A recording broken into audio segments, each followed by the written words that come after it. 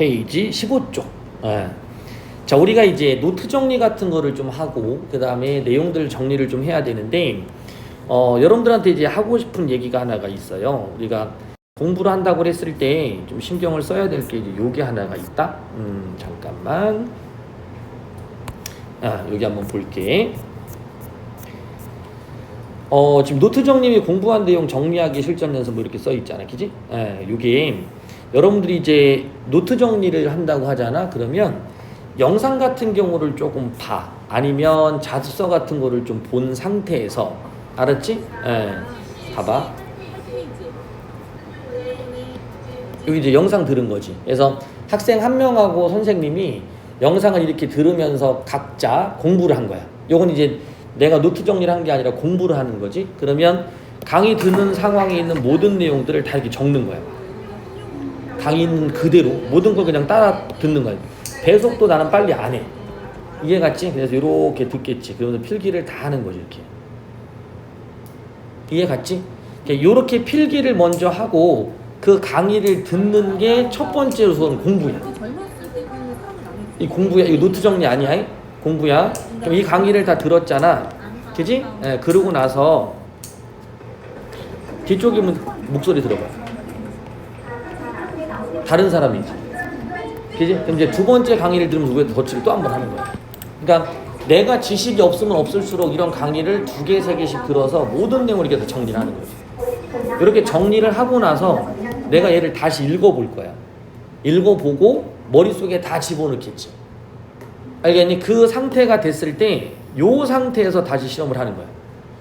내가 지금 이걸 다 정리가 됐는지 다시 또 한번 써보는 거지. 기억 안 나는 거 옆에 갖다 놓고 다시 쓰는 거고. 됐니? 그렇게 한 상태에서 이제 마지막으로 뭘 정리한다? 마지막으로 그때 노트 정리를 하는 거야. 무슨 말인지 알겠지? 그러면 이제 이런 게 만들어진단 말이야. 이렇게 선배들이 하는 것처럼. 이해 갔나요? 이렇게 쭉 만들어지는 거예요. 그러면 어떤 친구는 노트가 바글바글 돼 있고 어떤 친구는 덜 돼 있잖아. 근데 노트 필기가 덜 돼 있는데도 성적이 잘 나오는 상태가 돼야 돼. 이해 갔죠? 그건 뭐냐면 보통의 내용들은 머릿속에 다 담겨 있기 때문에 적지 않은 거야. 근데 결과적으로 많은 내용을 적지 않아도 어떤 친구는 그냥 머릿속에 든 게 없어도 적은 게 적을 수도 있고. 이해 갔지? 그래서 노트 정리하는 것 자체가 잘못됐다기보다는 노트 정리하는 과정과 노트를 정리하는 목적 때문에 실질적으로는 점수가 안 나온다고 봐야 돼. 너희는 이제 2학기 때부터 시험을 본단 말이야. 그러면 결과값이 나오게 되고 그걸로 인해서 나의 포지션이 만들어지게 되잖아. 이해갔나? 이제 그걸 생각한다면 좀 스트레스도 아마 받게 될 거란 말이야. 그래서 그런 부분에서 우리가 조금 더 성적이 잘 나오게 만들 수 있는 방법이 무엇이냐라고 한다면 이런 과정을 좀 거치는 게 중요하다는 얘기지. 알아듣겠지? 그런 상태라고 해서 우리가 이제 예를 본다면 얘를 먼저 보는 게 아니라 어디부터 읽어야 돼 이제. 우리 입장에서 얘부터 쫙 읽는 거지. 그지? 요거 읽고 그 다음에 시는 2개가 있으니까 여기서도 한번 더 읽어주고 이해같이 쭉 읽어주고 그렇게 읽은 상태에서 이제 우리가 본문을 공부한다라고 생각하면 될 것 같아. 알아듣겠지? 뒤쪽에 여기 한번 잠깐만 읽어봅시다. 페이지 18쪽이야. 18쪽 읽으면 우리가 이제 그 전에 배웠던 내용이 좀 담겨져 있는데 요런 표현 나오네. 자유시, 서정시 다 들어봤던 내용이고요. 그다음 전통적, 민요적인데 전통적이라는 것들은 좀 낯설 수도 있을 것 같아. 그죠? 왜냐면 자 민요적이라는 건 우리가 어떤 걸 민요적이라고 그랬었죠?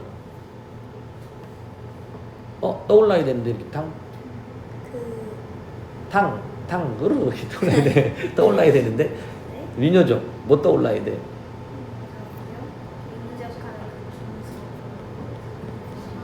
그래서 삼음보가 딱 떠올라야지.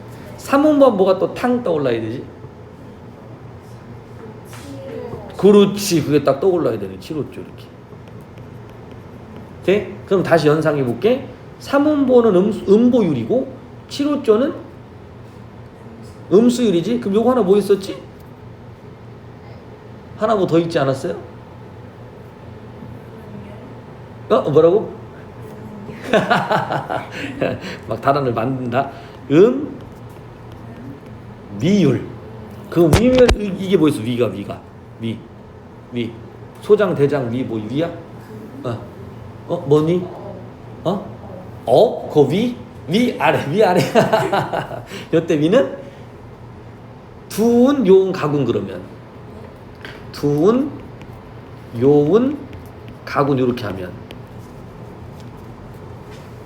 요건 위치. 요건 위치를 나타내지, 위치. 그러니까 지금 선생님이 얘기하는 이런 부분들이 이해갔지? 이런 부분들이 공부를 한번 하고 나면 뭐 한 번에 외워질 수는 없으니까 반복을 하잖아? 그럼 머릿속에 계속 어떻게 해야 돼? 남아있어야 되잖아. 근데 이게 남지 못하다 보니까 우리가 뭘 정리하겠어? 노트 정리를 하겠지, 그지? 근데 아직까지 노트는 뭐 완벽하게 정리하지 않았다고 하더라도 요만큼 해놓고 노트를 따로 만들기가 애매하니까 요렇게 한 다음에 옆에다 뭘 붙여놔야 돼? 포스트잇을 붙이는 거야. 그리고 옆에다 이렇게 운율이라고 써놓는 거지. 운율. 이렇게. 야, 포스트잇은 여기 밖으로 나와야 되는 게 이거. 책 밖으로. 책 안에 들어가게 붙이면 표시가 안 나니까 저번에 학생한테 이렇게 포스트잇 붙여야 했더니 다 안에다 붙여놨더라고. 무슨 말인지 알겠지? 이렇게 좀 피해줘야 되는구나. 미안해. 됐죠? 이런 것들 이제 같이 기억해 주는 거지. 그럼 이제 전통적이라는 건 좀 이따 설명해 줄게. 어떨 때 우리는 전통적이라고 하는지. 특히 전통적인 거는 이제 두 가지 면모에서 우리가 볼 수 있는데 미리 한번 얘기한다면 형식적인 측면 때문에 전통적이라고 할 수도 있고요. 아니면 내용적인 측면 때문에 전통적이라고 할 수도 있어. 알아듣겠지? 그래서 형식과 내용으로 되어 있다라는 것 좀 알아두고요. 뒤에 형식, 내용. 그러니까 이것만 봐도 이 민요조를 사용하고 있는 건 형식적으로 바로 전통적이라고 할 수 있는 거야. 됐지? 그럼 내용적인 측면에서 전통성을 갖고 있는지 이따 한번 확인해 볼게. 자, 주제 정처 없이 떠도는 나그네의 비엘에 그래서 제재가 길이지, 길. 됐나요? 네, 길. 그래서 나그네랑 길이 연결되면 이건 인생의 여정 이렇게 될 거야. 됐죠? 삶의 여정.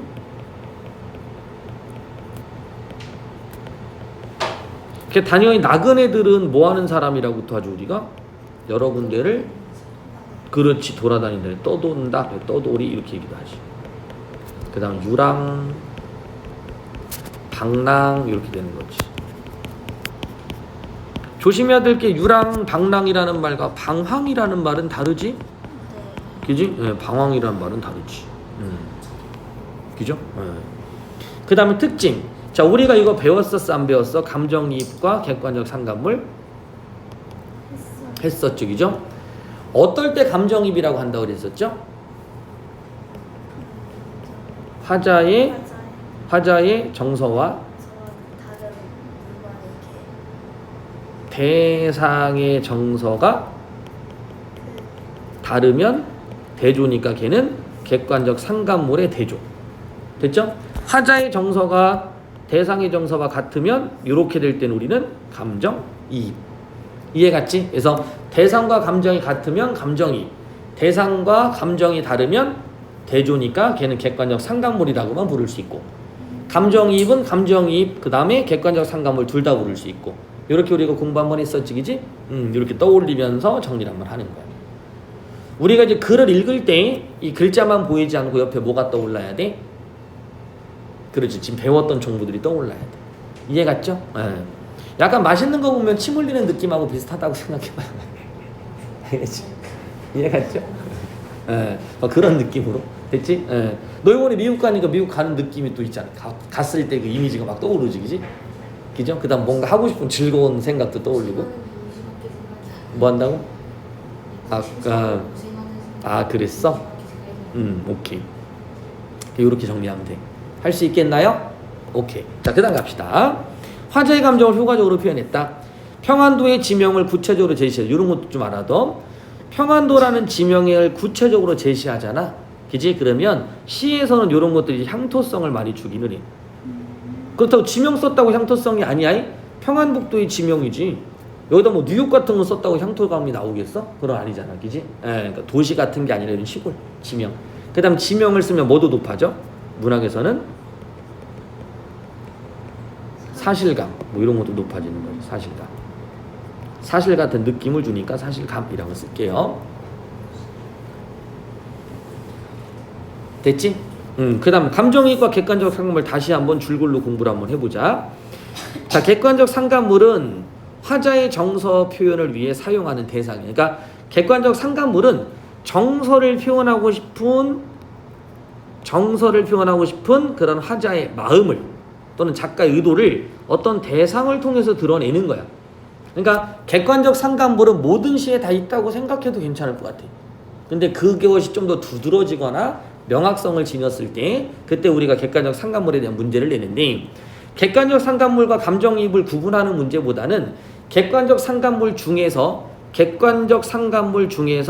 감정이입이 되는 것을 찾아라, 이런 문제가 초점이라고 생각하면 돼. 다시 한번, 객관적 상관물 중에서 감정이입이 되는 것을 찾아라 라는 것이 문제의 포인트라고 보시면 될 것 같아요. 좀 어렵니? 됐니? 돼? 오케이. 자, 그러한 객관적 상관물 중에서 화자와 동일한 감정을 담아내는 것이 감정이입이고, 됐죠? 감정이입은 자연물 이외에도 사물이나 인물 등에도 가능한 것이고, 이 시에서는 까마귀가 화자의 같은 정서를 드러내는 감정이입의 대상이다 라고 나온 거고, 그러면 기러기는, 까마귀 있죠, 까마귀. 그럼 기러기는 화자의 처지와 뭐가 되는? 대조를 이름으로써 화자의 슬픈 정서를 심화시키는 객관적 상관물이다. 그러니까 까마귀라는 것은 감정이입이 되는 거고, 기러기는 객관적 상관물이라고 부르게 되는데, 그것의 원리가 무엇이냐? 이것만 알면 된다. 그지? 그게 출제 포인트. 객관적 상관물 안에 감정이입이 그렇지, 있다고 보시면 되겠죠. 감정이입도 객관적 상관물이라고 했어요. 그렇지, 할 수 있는데, 객관적 상관물은 무조건 감정이입은 다 객관적 상관물로 불러도 괜찮은 것 같아, 이 이론으로는. 근데 그 안에 대조가 있기 때문에 모든 객관적 상관물을 감정이입이라고 부를 수는 없는 거지. 네. 이해 갔죠? 예. 요거 이론으로 얘기했을 때는. 근데 그럼 다른 이론도 있나요? 다른 이론도 하나가 있긴 한데 그건 이제 고등학교 올라가면서 다시 한번 배울 거고, 저번에 잠깐 얘기한 것 중에 또 하나 기억할 건, 감정을 이입시킬 때는 무조건 화자의 감정만 이입시키는 건 아니야. 그러면 대상의 감정을 이입시킬 수도 있기 때문에 여러분들이 주의할 것은 요 정서, 누구의 정서를 이입시키느냐, 이 대상을 찾는 게 진짜 중요합니다. 이해 갔나요? 누구의 정서를 이입시키느냐, 이게 중요한 거야. 알겠지? 그래서 기본적으로 누구에 초점 맞춘다? 감정이입이냐 객관적 상관물이냐 라는 거에 초점을 맞추는 건데, 그때 중요한 게 화자니 아니면 대상이니, 요런 거 초점 맞추는 것도 포인트다라는 거지. 그래서 요만큼은 기본형 됐나요? 요만큼은 난이도가 있는 고난도 문제 유형, 이렇게 보시면 될 것 같아요. 됐어요?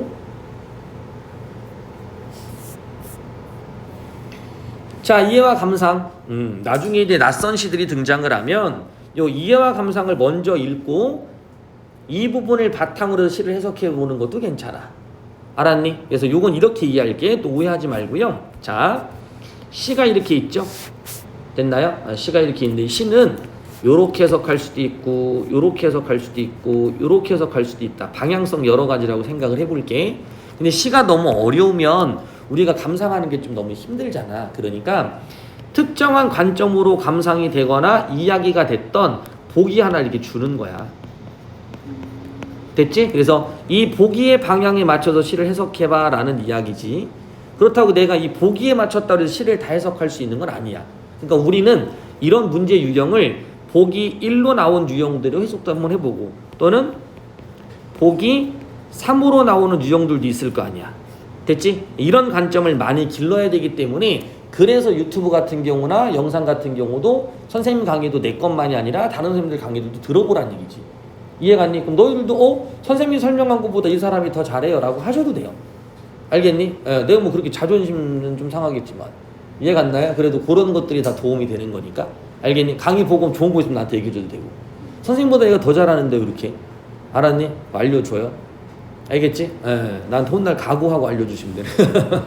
하여튼 그렇게 한번 생각해보면 돼. 여러 가지 관점을 길러보자 라는 얘기예요. 자, 그럼 이해와 감상 한번 여기 읽어보자.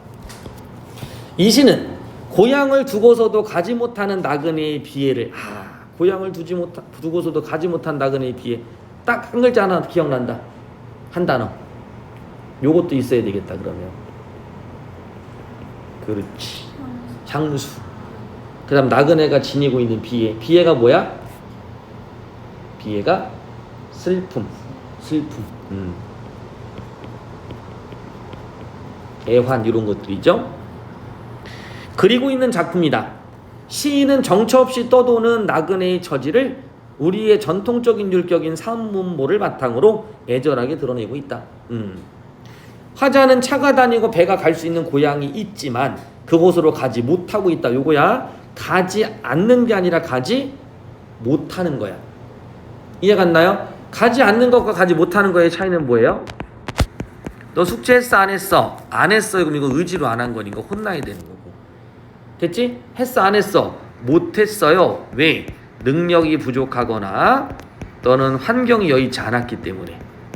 됐나요? 그래서 안 가는 게 아니라 뭐 하는 거야? 못 가는 거죠. 어떤 처지 때문에 못 가는 거야. 그게 구체적으로 나오는지는 작품에서 확인을 해야지. 이는 현재 고향이 화자가 꿈꾸는 현실과는 다른 모습을 하고 있기 때문이라고 생각할 수 있다. 그러니까 현재 고향이 화자가 꿈꾸는 현실과는 다른 모습이래요. 됐죠? 네. 됐나요? 핸드폰을 좀 켜놨어. 주차 때문에. 오케이? 너무 신경 쓰지 마. 안 들린다고 생각하세요. 자, 그 다음. 이 시가 지어진 시대 상황과 연결하 이해한다. 물어보자. 김소는 언제 때 사람이에요? 그렇지, 일제강점기. 그러니까 요때 지어진 시대 상황과 연결했다. 그러면 시대 상황과 연결되는 그 시대를 반영하고 있는 내용을 바탕으로 감상하는 걸 우리는 무슨 감상법이라고 그랬었죠? 시대를 뭐한다? 반영한다. 그래서 반영론이라고 불렀었죠. 반영론. 작가를 중심으로 하는 건 뭐라고 그랬었죠? 표현론. 독자를 중심으로 하는 건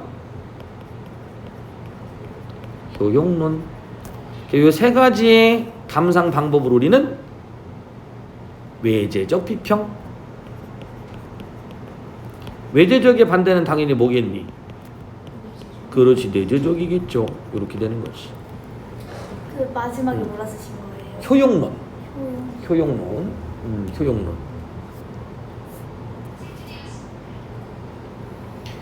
그래서 이 시가 지어진 시대상과 연결하면 일제강점하 고향은 화자가 어린 시절 자랐던 아름다운 모습을 상실하는 것으로 생각할 수 있다. 일제강점이 되면 제일 먼저 일어나는 게 뭐였었어? 그렇지, 근대화가 이루어지잖아. 그지? 그래서 아까 말한 대로 막 수탈이 심하대죠. 네? 그래서 아름답던 고향들이 막 사라지게 되고. 결국 화자는 그러한 고향을 찾지 못하기 때문에 지금 정처 없이 길을 헤매고 있는 것이다.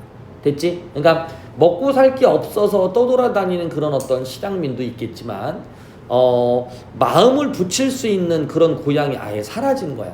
됐나요? 일제강점기란 어떤 시대 때문에. 우리가 이제 고향이 상실되는 건 지금 일제강점기라는 것도 있었지만 언제 또 있었죠? 그렇지, 6.25 전쟁. 그 다음 또 도시화, 산업화. 이해갔니? 그래, 뭐 관광지로 개발되고 이런 것들. 그래서 나중에는 이제 가진 사람과 못 가진 사람이 불평등이 나타나는 것들이 생기는 거지. 그죠? 네. 이런 식의 흐름이 서민들이 살았던 삶의 애환이 되는 거야. 됐죠? 자, 그 다음 자연 대상물을 통한 화자의 정석. 그래서 까마귀는 감정이입, 기러기는 객관적 상감물. 됐나요? 자, 그 다음에 오른쪽도 읽어보면 시대 상황과 시의 내용 파악. 지금 읽어주는 거지만 나중에 여러분들이 이렇게 읽어보셔야 되고요. 이렇게 표현이 돼 있어야지. 이렇게 읽은 자국이 남아있어야 돼. 읽은 자국이 남아있지 않다면 내가 물었을 때 맞추시기만 하면 돼요. 알아듣겠지? 예. 다음부터 벌칙을 줄까 생각 중이야. 벌칙. 뭐 예를 들면 저쪽 강의실에 가면 이제 완강기가 있으니까 완강기 타기 뭐 이런 거. 타보고 싶었어? 아, 그거 안 해야 되겠다. 다른 걸 해야 되겠다. 싫어. 여기는 없어요. 저쪽으로 탈출하셔야 돼요. 저쪽으로. 그래서 완강기 안 되겠다. 한 달 안에 계단으로 다니기 뭐 이런 거. 알겠지? 부름을 시킨다든지. 어? 똑같지만 계단으로 다니고. 계단으로 다니기. 됐지? 괜찮아? 그것도 안 되겠다. 자, 그다음 갈게. 시대 상황과 시의 내용 봐. 이 시는 일제강점하에 창작된 작품으로 당시 시대 상황을 고려하여 이해할 수 있다. 아까 말한 대로 시 속의 화자는 고향을 떠나 온 처지. 한번 물어볼까? 시 속의 화자가 있다라는 말은 무슨 말이에요? 요렇게 해서 나가 있니 없냐라고도 표현할 수 있지. 시 속에 나라는 표현이 나오면 화자가 겉으로 드러났다라고 표현하죠. 그지? 이렇게 나라는 말이 있으면 뭐라고 표현한다고요? 그렇지. 표면화된 화자.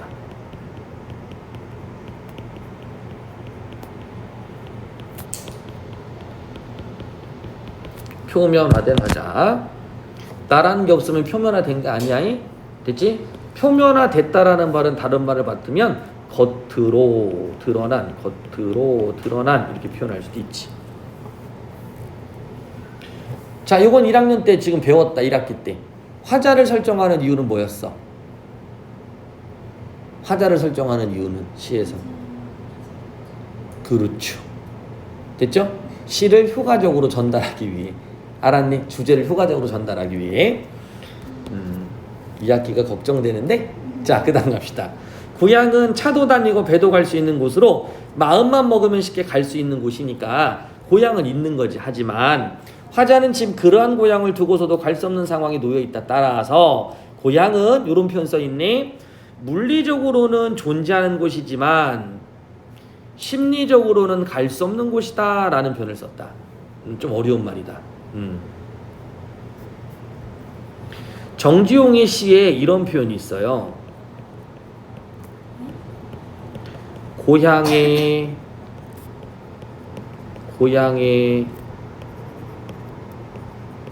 돌아와도 그리던 고향은 아니러뇨. 이렇게. 그럼 앞에 나와 있는 요 고향과 요 A의 고향과 요 B의 고향의 차이는 뭘까요? 고향에 돌아와도 그리던 고향은 아니다. 그래서 요 그리던 고향이 어디에 해당하는 고향이야? 원래 요렇게 들어가는 거야. 심리적인 고향. 그래서 이런 것들 어려운 말로는 머릿속에 있기 때문에 관념적 또는 마음속 또는 내가 지향하는 그런 고향. 저기 그 뭐라 쓰신 거예요? 고향은 옆에 아니에요. 아니러뇨. 아니에요. 아니러뇨. 아닙니다. 이런 표현입니다. 아니러뇨. 고향에 돌아와도 그리던 고향은 아니로구나. 영탄입니다. 아니러뇨. 영탄. 그 위에 나와 있는 A의 고향은 뭐가 되는 거야? 이거는 실제의 고향이지. 그렇지. 물리적. 그 다음에 현실적. 이렇게 표현하겠지. 물리적이고 현실적이다. 이렇게 표현할 수 있는 거예요. 뭐가 비슷해? 비슷해서? 오케이. 자, 여기서 고향은 본래의 모습을 상실한 채, 그죠? 일제강점에 놓인 조국을 비유적으로 표현한 것을 볼 수 있기는 해. 알겠는데 김소월 시인은 일제강점기에 우리 어떤 그 현실적인 문제보다는 됐니? 고향 상실감의 정서적 문제들을 좀 더 많이 다루기 때문에 뒤에 이렇게 볼 수도 있다라고 그냥 표현한 거야. 됐죠? 그리고 고향을 떠나온 화자는 조국을 잃고 방황한 우리 민족의 모습을 대변하고 있다는 것이다. 이 시는 나그네의 처지를 드러내고 있지만 이 이면에는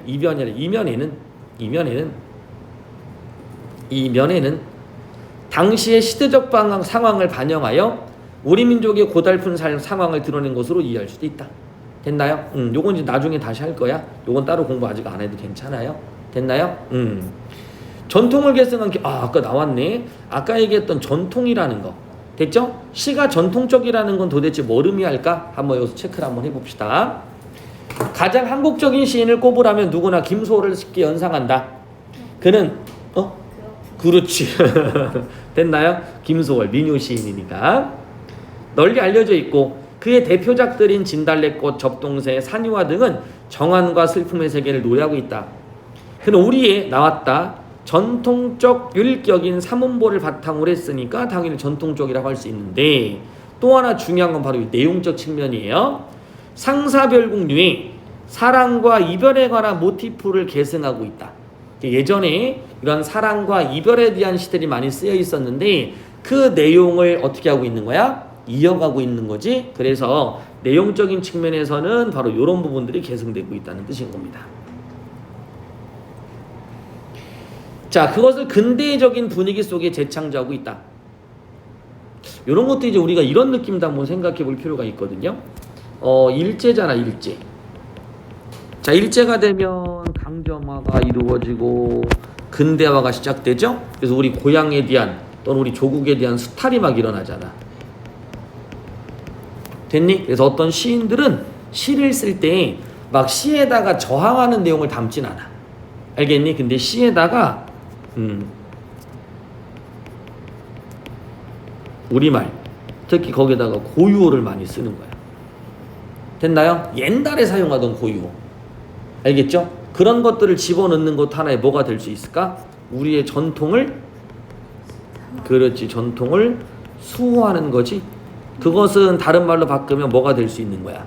그렇지, 일제에 대한 저항일 수도 있는 거야. 이런 시에 저항을 하셨던 분들도 생각보다 많습니다. 가장 대표적인 작가가 요 흐름으로 만들어진 시들이 백석의 시들이 그렇습니다. 알겠지? 이름이 백석, 성이 백석 이렇게. 그래서 뭐 나중에 배우게 될 건데, 그래서 고유어가 되게 많아서 막 글 읽기가 되게 어려워. 근데 그런 것들은 우리의 전통을 수유하고 정체성을 지키려는 노력이다라고 봐주시면 돼요. 자, 그 다음 과거의 민요 등에서 볼 수 없었던 개인의 특수한 상황과 미묘한 감정 및 감각을 드러내고 있다.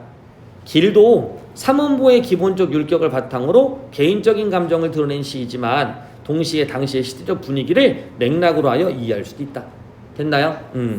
자, 엮어읽기가 있는데 참고로 한번 보시면 좋고요. 신경님의 목계장터라는 것은 어떤 게 이건 유랑과 방랑이라는, 됐죠? 유랑과 방랑이라는 고단한 삶과 그래서 정착하고 싶은 심리, 요것 사이에서의 어떤 갈등이 나타나는 작품이야. 누구나 다 정착하여서 살고 싶잖아. 됐지? 그런데 그 정착해서 사는 게 생각보다는 어려운 겁니다. 됐나요? 그런 감정을 드러내는 게 바로 요 신경님의 목계장터. 여기서 이제 요걸 중심으로 나타낸 거지. 바로 뭐 유랑과 방랑 사이에 나타나는 애환을 드러내는 이런 작품에 초점을 맞췄다는 거지. 근데 신경님의 농무라는 시가 있어요. 농무. 요건 이제 농사를 지으면서 추는 춤이거든요. 됐죠? 그래서 풍년을 기원한다거나 이런 것들이야. 여긴 또 이촌향도가 나오지. 이게 피폐한 고향의 모습. 됐죠? 이런 것들도 또 우리가 연결시켜 볼 수도 있고요. 그러니까 이런 주제로 넘어간다고 볼 수도 있을 것 같아요. 뭐라 쓰신 거예요? 이촌향도. 이촌향도. 이촌향도는 농촌을 떠나서 농촌을 떠나 도시로 향한다. 먹고 살아야 되니까. 시골에서 먹고 살 게 많지 않았잖아. 그지? 농사 지어도 자연재해 때문에 1년 농사를 그냥 다 한 번에 망치기도 하고. 됐죠? 그래서 이제 도시를 향하게 되는 거지. 이해됐어요? 오케이. 자, 그럼 앞으로 넘어와서 본문을 한번 읽어보고 그 다음 얘기를 한번 다시 해봅시다. 자, 한 2, 3분 줄 테니까 본문 한번 읽어보세요. 자, 거기에 표현 하나 잠깐만 하고 나서 들어갈게요. 페이지 16쪽이요. 요거 표현상의 특징 한번 별표 쳐주세요. 문답법 쓰이고 있다는 것 좀 알아두시고, 문답법을 쓴다고 해서 대화되는 거 아니야. 알겠지? 그래서 이건 하소연하는 듯한 독백적 어조다. 그 다음 묻고 답하는 거니까 자문자답의 형식이다 라고 기억해 주시면 될 것 같아요. 자, 그럼 한번 읽어보자. 자, 김소월의 시인데요. 이 시가 1925년에 쓰여졌다고 하는데 이제 요거 얘가 잠깐 얘기하고 싶었던 게 요 부분이기는 하거든요. 1919년에 3.1운동이 일어나고 그 3.1운동이 실패하잖아. 그래서 시인들 사이에서는, 그러니까 문인들 사이에서는 미래에 대한 좌절감이 굉장히 컸었대. 3.1운동이 좀 좋은 결과를 만들 거라고 생각을 하고요. 그만큼 준비도 많이 했고 우리 민족의 어떤 그 큰 운동이었었잖아. 그지? 저항에 대한. 근데 그게 실패하면서 좌절을 겪게 되고 그 이후에 문인들 속에서는 첫 번째는 좌절하다 보니까 미래가 조금 허무하다고 생각하셨던 분들도 있을 거고요. 또는 더 강하게, 이해가니? 그 저항을 좀 더 세게 펼쳐나가시는 분들도 있을 거고, 문학적인 것에선 또 하나 이제 이런 운동들이 일어났었어. 순수시. 그러니까 이런 것들은 현실의 모습을 담아내지 않고요. 그냥 시 자체의 아름다움을 드러내려고 했었던 모습들도 생각보다 많았다라는 거. 이해갔니? 이런 거에 대표적인 시인이 이제 나중에 김영란 같은 시인이 있어요. 시를 이제 아름답게 쓰시려고 하는 분인데 김영랑. 김소월 시에도 약간의 그런 부분들이 있지 않았나 생각이 들어. 3.1운동이 끝나고 나서 이제 그런 부분들에 대한 어떤 좌절감 됐죠. 그러면서 이제 시에 좀 더 치중해 있는, 그죠? 뭐 애환과 슬픔이 나타나 있긴 하지만, 그래서 김소월 시를 시대적인 것과 연결시키는 분들도 있긴 한데 아주 극소수입니다. 알겠지? 그래서 김소월 씨는 되도록이면 시대적인 것과 연결시키기보다는 우리 교육과정 안에서는 그냥 고향 상실감 또는 뭐 남녀에 대한 그리움 뭐 이런 것들과 연결시켜주는 게 맞는 것 같아요. 알겠지? 그걸 참고로 보시고요. 자, 그럼 이제 한번 보자. 어제도 하룻밤 나그네 집에 까마귀 까까 울며 세워서 까까 이런 것들은 음성 상징어. 음성 상징어.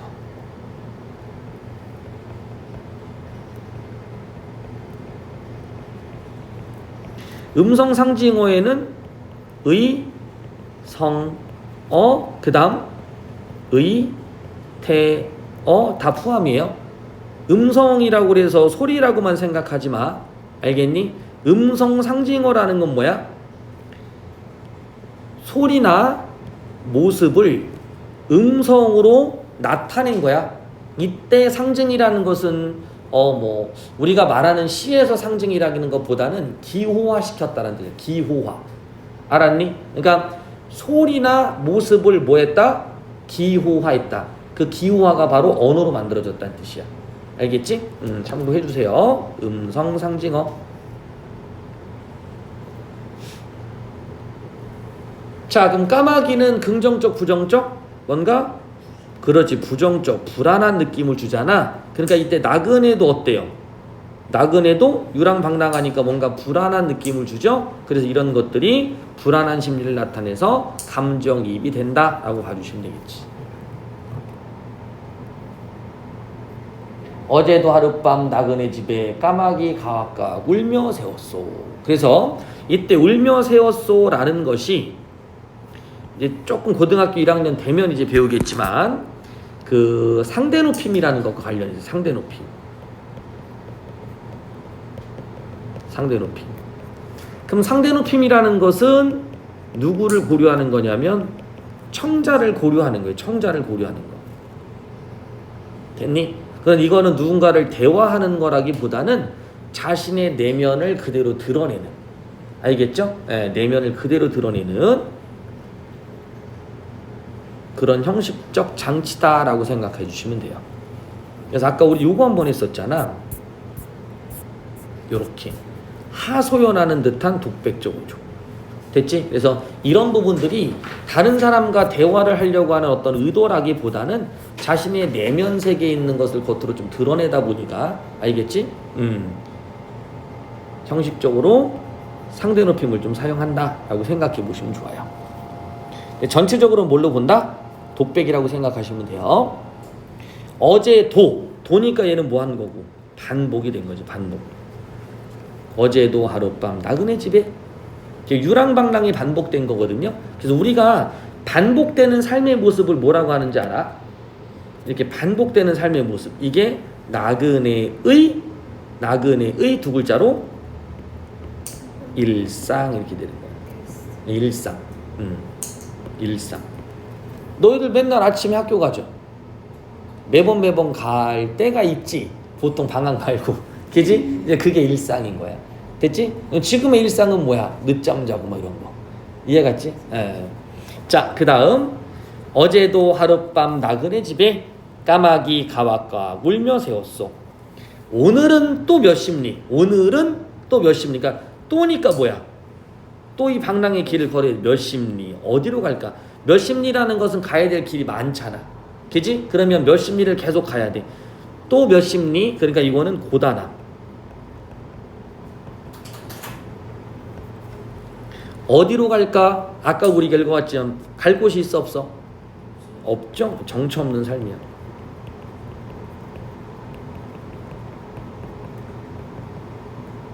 정처 없는 삶. 안정적이지 못한 삶인 거지. 오늘은 또 몇 시니? 어디로 갈까?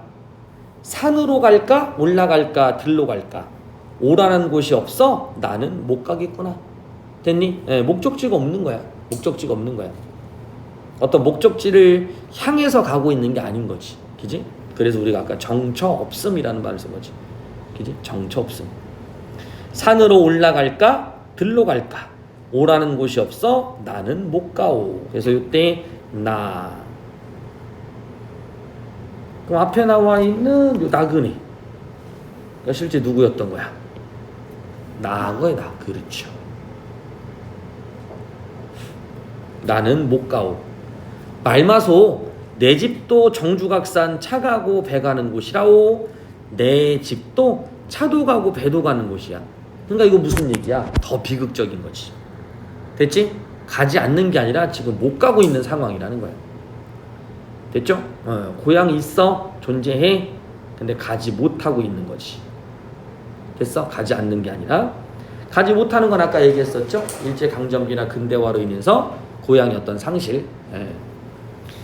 여보소 공중에 저기러기 공중엔 길 있어 잘 가는가? 이때 기러기한테 여보소라고 불렀네. 여보소. 공중엔 길이 있어 잘 가는가? 넌 진짜 공중에 길도 없는데 어떻게 저렇게 잘 가니? 라고 하는 거죠. 그래서 요거 기억해야 돼. 부러움의 대상. 그 다음에 대조가 되는 거니까 뭐라고도 부른다? 객관적. 그렇지. 상관물이라고 부르는 거지. 객관적 상관물.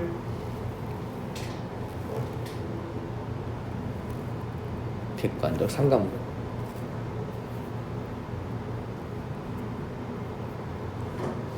여보소 공중에 저기러기. 반복이네. 반복.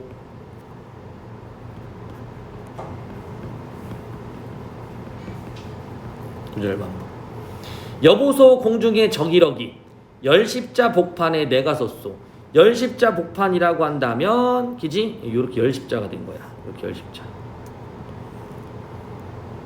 자, 그리고 뒤에 갈래갈래 갈린 길 이렇게 나왔잖아. 됐죠? 그럼 길이 있는 거야 없는 거야?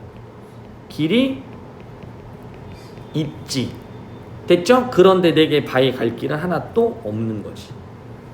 전혀 갈 길이 하나 없다. 그래서 절망적 심정을 드러낸 거지.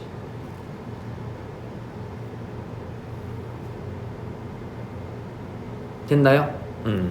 그래서 열십자 복판이라는 말을 쓴 것도 앞에 나와 있는 이 기러기는 길이 없는데도 잘 가는데 나는 길이 있는데도 못 간다라는 자신의 처지를 부각하기 위한 것이지.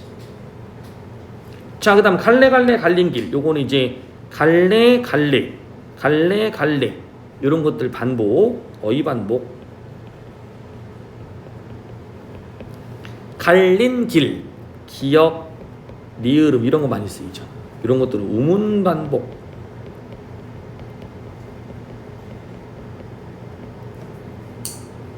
갈래갈래 갈린 길. 그 다음 다시 길이라도. 됐나요? 네. 갈래갈래 갈린 길.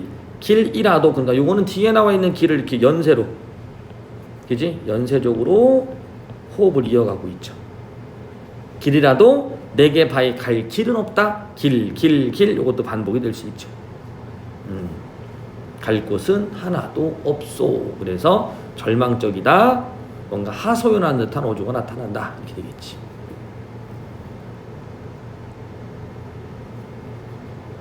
됐습니까? 자, 그럼 이제 우리 해야 될 거 27번 한번 또 예제로 풀어봐야 되겠다. 자, 1번. 하우체의 하소연한 듯한 어조. 한번 나눠주는 거지. 그지? 그러면 하우체의 하소연한다는 건 맞아적이죠? 됐나요? 이건 동그라미 땅 치면 되고. 만약에 내 이렇게 표현 한번 해볼게. 경어체다. 그럼 맞을까 틀릴까? 높임. 경어체. 그러니까 우리가 앞에서 상대 높임이란 말을 썼잖아. 상대 높임. 그지? 예. 상대 높임이 쓰이면 우선은 그냥 편하게 경어체라고 먼저 잡아주세요.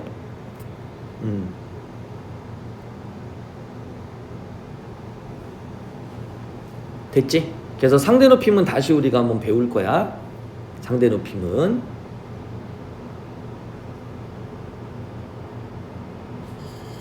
자, 화자의 비애를 효과적으로 드러냈다. 슬픔 나타내는 거 맞죠? 그지? 이런 식으로 됐죠? 그러면 자문자답 형식에 사용된 것이 갈 곳 없는 나그네의 답답한 심정. 괜찮아요? 그 다음 절망. 맨 마지막에도 하나 없어. 가는가? 여기도 대화 형식이니까. 그렇게 푸는 거지. 됐죠? 그래서 4번을 한번 보시면 수미상관의 구조를 활용했다. 그럼 수미상관은 뭐죠? 첫연과 마지막 연이 같은 거. 그지? 오케이, 굿, 알고 있었구나. 정처 없이 떠드는 화자의 고단한 삶의 모습을 강조했다. 그러면 수미상관은 첫연과 마지막 연이 같은 건데 요건 수미상관이 맞나요? 아니죠? 그래서 답은 4번 해주시면 돼요. 됐지? 요런 방식으로 풀어주는 거지. 할 수 있겠어요? 오케이. 그럼 나머지 한번 쭉 풀어서 너희는 어디까지 풀어와야 돼 그럼?